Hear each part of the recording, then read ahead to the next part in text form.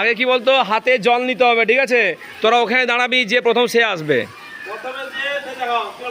দেখ প্রথমে হাতে জল নিয়ে কি করছে, সাবানটা ঘষছে দেখ, ঠিক আছে?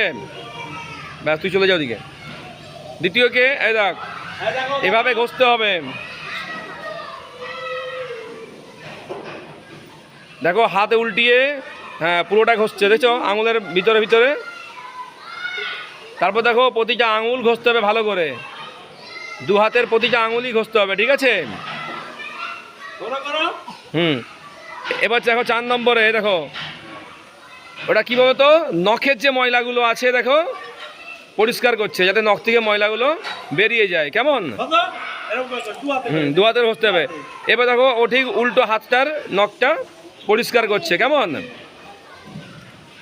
এরপর দেখো পুরো একবারে হাতের কি কবজি